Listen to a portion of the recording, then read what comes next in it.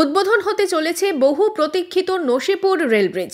তার আগে rail bridge পরিদর্শনে রেল সুরক্ষা কমিশনের প্রতিনিধি দল বৃহস্পতিবার রেল লাইনে ট্রলি করে রেল সুরক্ষা কমিশনের আধিকারিকেরা মুর্শিদাবাদ থেকে আজিমগঞ্জ পর্যন্ত যান।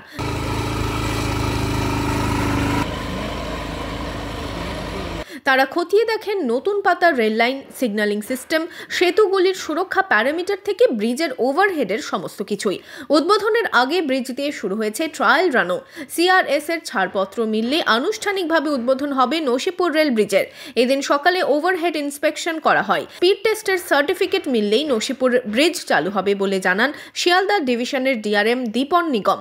हाँ, ये अभी जो है हम लोगों ने Murshidabad to Azimganj trolley inspection किया, ब्रिज पे फुट इंस्पेक्शन किया, नीचे भी जाके सीआरएस साहब ने पूरा इंस्पेक्शन किया, ब्रिज अच्छे से किया, पूरे ड्राइंग्स डिटेल्स सब चेक किए। तो अगर सब कुछ सेटिस्फैक्ट्री लगता है सीआरएस साहब को तो फिर सर्टिफिकेट मिल जाएगा इस पे ट्रेन रन करने का।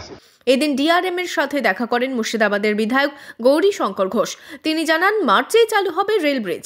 দেখুন, খুব তাড়াতাড়ি চালু হবে। আমরা যেটা জানি যে অতি দ্রুত এই লাইন দিয়ে ট্রেন চলবে এবং আমাদের বিশ্বাস যে আমরা যে সাধারণ ইলেকশন দেশে তার আগেই আমরা ট্রেনে চড়ে উত্তরবঙ্গ যেতে পারবো এখান থেকে।